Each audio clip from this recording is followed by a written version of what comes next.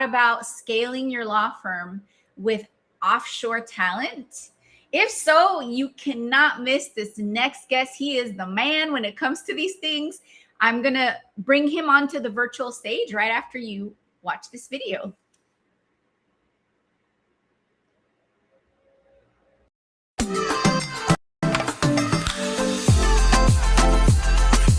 Welcome to Care Sandwich, the podcast where we dive into the success journeys of law firm owners across the country. I'm Margarita Everline, your host and the founder of Marketing Boss, a fractional chief marketing officer firm for law firms. On this show, we'll explore the challenges, strategies, and victories that have shaped law firms and how they wrap every interaction with care. Because we believe that caring isn't just a value, it's a strategy for success. So grab your favorite sandwich, sit back, and let's dig into a conversation filled with insight, inspiration, and of course, a lot of care.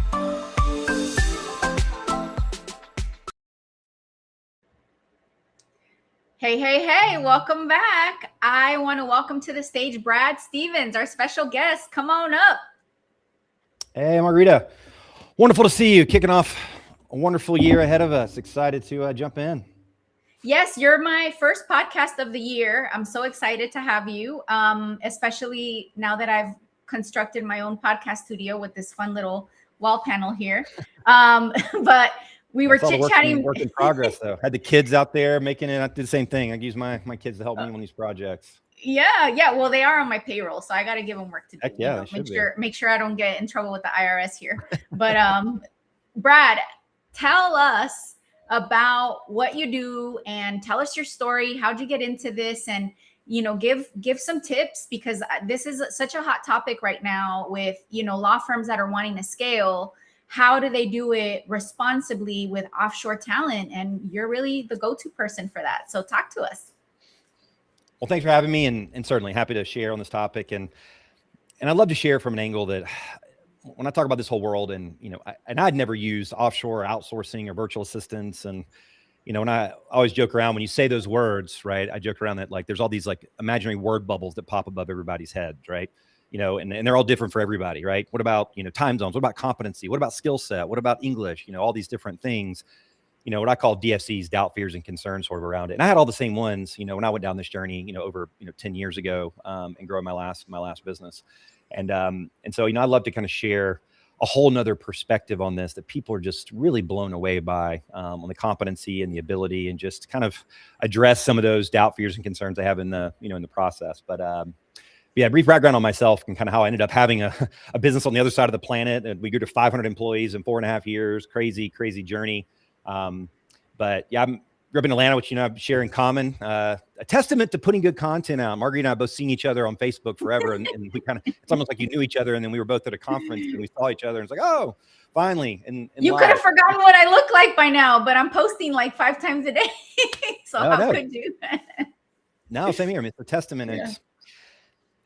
And I think there's an opportunity for us to talk about it overall, but it's been a huge part of our business as well. And just, for you listening, when it comes to content, it's all about, when I speak on this, I have like 2 wheels. There's the nurture wheel, right? And there's the life and business events wheel. And if you can earn the right to be on people's streams with good educational, entertaining content, right? There will be a life and business event at some point where they will need your services.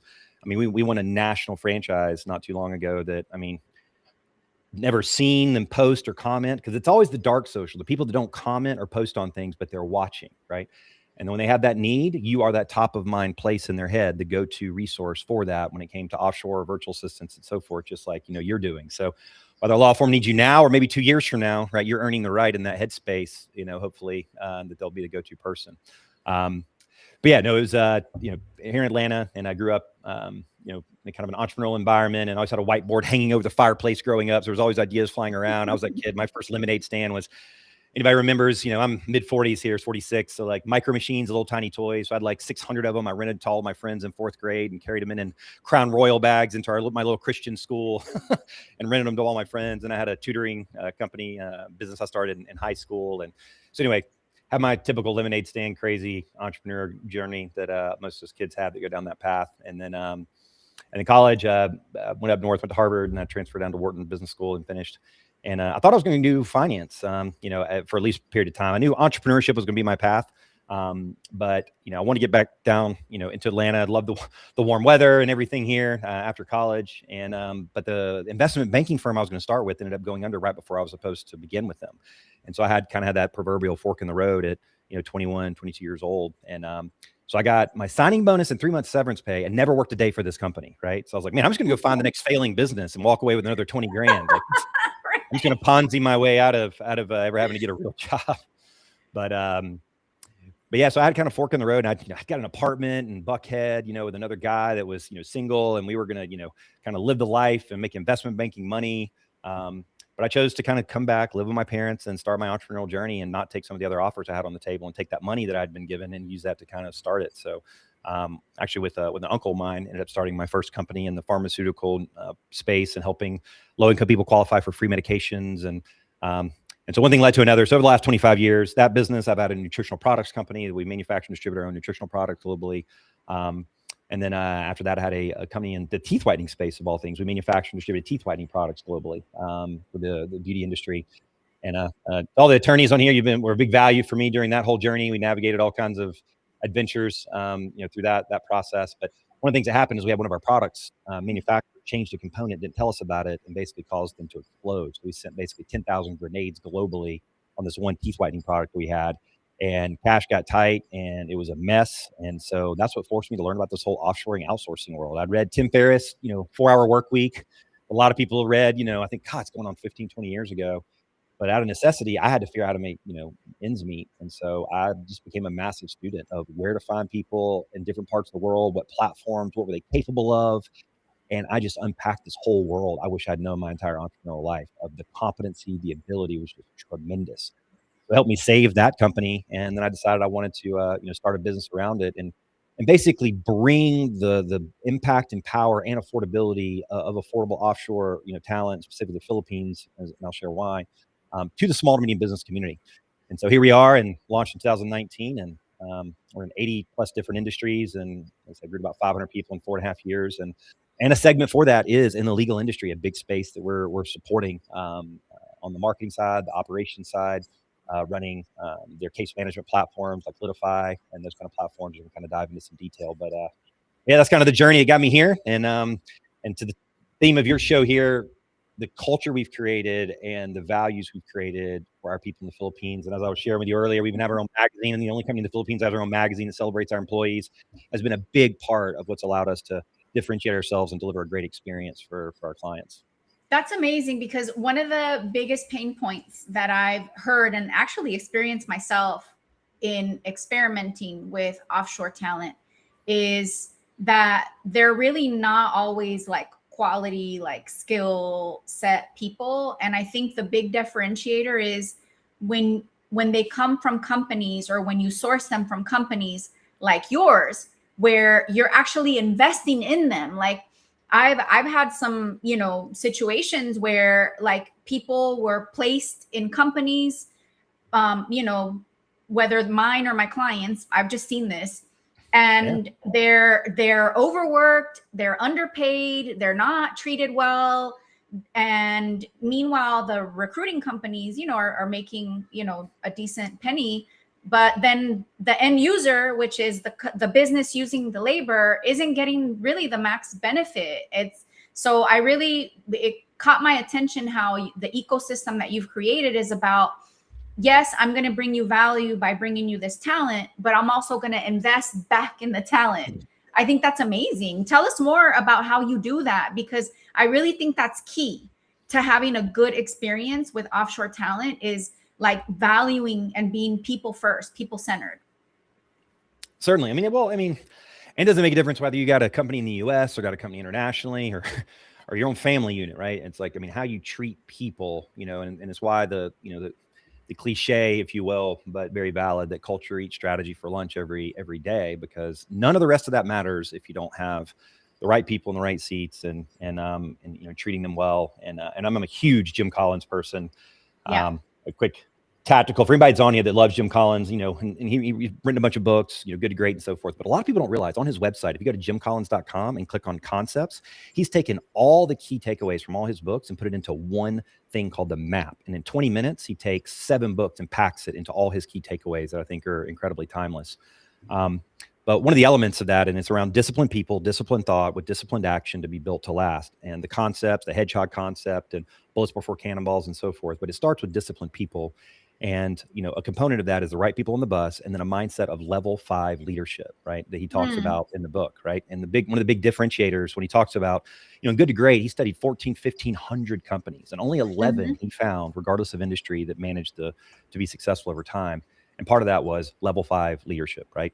Is that you're doing something for bigger than yourself, right? There's a lot of great level 4 leaders, but level 5 is the humility side of it, right? And so for me, a big part of our journey, my very first VA that I hired in the very beginning, young woman named Jaysel, crazy enough, 22-year-old, grew up in a dirt village and never had she had one small corporate job before working with me. She was able to become my COO over 500 people in 4.5 years. The drive, the ability to learn, to raise her lid was tremendous. And a couple of months after we started working together, she sent me a picture of these shoes in a village in a circle. And she said, Brad, because of the money I'm making with you, I was able to go buy all these shoes for these children that have to walk 1.5 hours of school back and forth to school each day. And about that time, I got a chance to, because of being a part of EO, Entrepreneurs Organization, we've heard of, to speak at the United Nations headquarters and learned about the Sustainable Development Goals, which are all about having economic impact in other countries and everything related to society and humanity. And so I told Jaysel, I said, this is a full circle moment, seeing the impact that you're having, right? It's a win-win for me. I'm getting a great talent with you that's affordable for me. And then you're kind of paying it forward. And so we decided to launch Virtual Assistants Give Back. And so for that moment, every single quarter, we survey our employees. We ask what do they care most about. And we've done everything from planted hundreds of trees to offset carbon emissions to my last trip over there. We helped fund a building to save a pediatric cancer center for 200 children in the Philippines. So it's at the fabric of our values. I can talk about tactical stuff all day long, the things we're doing for our clients, and there's endless, and I can share a bunch of resources and videos and case studies. But for me, it starts with hiring the right people and then treating them well and lifting them up. And that's how we're getting people that are just doing unbelievable work, showcasing them in magazines, caring about their growth and their development, leadership development programs, because that's what translates into sustainable experience. A lot of the negative experiences people have are, like you said, high turnover. Agencies will find you somebody and say, okay, Margarita, good luck. Here's your person, right? But they're not investing in their growth and development. And so it's kind of a two-way street.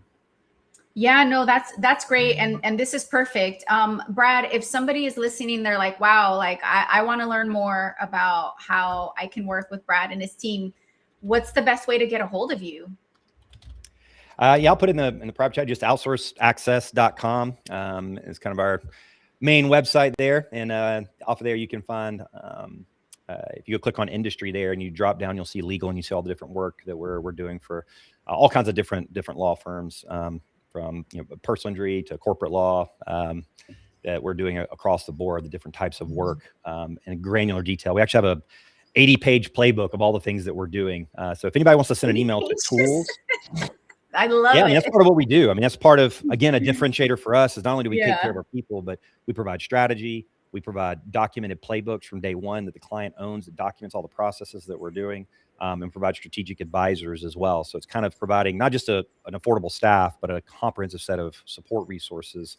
Happy to share that playbook with everybody. They can get off our website. And if they send an email to tools, TOOLS, tools at outsourceaccess.com, they'll have to write a message. Just shoot that email at tools at outsourceaccess.com, and just put care sandwich in the subject line where it came from. We'll send out a bunch of resources specifically for the legal audience on all the case studies, all the work, video interviews I've done with our clients, so they can kind of get some more understanding of the detail. And I know your team can do a lot. What are some of the most popular things that law firms, if they're listening and thinking, hey, part of my new year 2026 strategy is scaling with offshore talent? What are some things that we can put on the radar? Well, a big thing is just managing, and it depends on the type of law firm, that they are. They're dealing with different types of workflow and needs. I mentioned earlier, like Litify, right? It's just one of many software. It's crazy over the 80 industries. We've learned 150 different software platforms. So a lot of what we found ourselves doing for multiple clients and in the legal industry is managing their case management or internal software management. like personal injury law firms, right? There's a bunch of moving parts. You have to go back and forth. And as we know, the cash flow and when you get paid from these clients and so forth, you have to front the costs and kind of navigate through, but all the things you're having to get in terms of aggregating medical records and get information from the clients and so forth. We have one of our staff actually that she, testament to their learning. She actually was a teacher in the Philippines, had a degree in teaching, and had never worked for a law firm or nothing before. Engaged, she ended up working with a very prominent actually law firm here in Atlanta. You see their billboards all over. And she learned Litify so well and so fast that she actually teaches his U.S. employees now how to use Litify to do their case management. Love it. So managing that, then managing leads, advertising and the leads that are coming in and qualifying those. We're managing lead qualification and voice. A lot of people don't believe the voice work in the Philippines. They all speak English, right? And some you would never even know they're in the Philippines. And then marketing management work, managing and supporting like a lot of the direction and strategy you're giving. And at the end of the day, it's about executing, right? It's about the plan and then them executing. We help support and execute those game plans. HR, when they're recruiting and trying to hire more paralegals or internal staff, or managing and helping with that process. So comprehensive across all dimensions of the business. We understand their needs, have a kind of bespoke process to clarify, and then we find the right talent and we present it to them. And then we work side by side with a granular 90-day integration process to make them be successful and then provide ongoing oversight moving ahead. I love that, because you're right. The strategy is what we do. We stay in that lane. We don't do implementation. And I love that there are companies like yours that we can pull in to have the hands. I call them hands. We need hands. We need doers. And it's amazing, the company culture that you've built. And I really, really applaud you for that. And the story about the shoes, I'm like, wow, I got a little, that's amazing. So Brad, on the show, we always like to talk about at the end of the show, what your favorite sandwich is. So here's your chance. Tell us what your favorite sandwich is. Is it something international? It is Jersey Mike's for me. It's always been a favorite go-to. maybe, but it's also my sandwich because my son. So I have a 9-year-old daughter and going to be 7-year-old son, 6.5, Braden. And one of his favorite things to do is he loves Jersey Mike's. He loves the turkey and provolone. And one of the things he loves to do is go into Jersey Mike's, and he likes sitting. So I have an F-150 truck, right, with a bed on the back of it. And we go sit on the back of it. And there's a specific field that he wants to go to. And we sit against the back of it and wants to tailgate on Dad's truck with Jersey Mike's. So I love the Club Supreme, which is I always get. He gets the turkey and provolone and salt and vinegar chips. And we sit on the back of Dad's truck and have a sandwich together. And then he loves sports. And so we throw baseballs and footballs and so forth. So it's a sandwich and an experience that kind of have at the same time. That's so beautiful. That's deep for a little kid. I love that. Yeah, that's great. And truck beds are the best. I have a truck as well. And one of my favorite things to do is to kind of do what I call day glamping when the kids are fishing. And I'm just kind of in the truck bed, just chilling, having some alone time in nature. Oh man, they're the best. I can't wait for summer. Oh, it's too cold for that now. But anyway, kids Brad, just love the outdoor adventure, so love getting them out more than ever. So this has been great, and there you have it, folks. If you want to get more information on how to work with Brad Stevens and his team, if you're a law firm looking to scale in 2026 with offshore talent, he's got playbooks for you. He's got resources for you. Start there and definitely investigate some more when you have a chance to connect with Brad and his team, and let us know how it goes. Thank you so much for watching today's episode of Care Sandwich. We'll see you on the next one. Thanks, Margarita. Enjoyed it. Thanks, everybody, attending.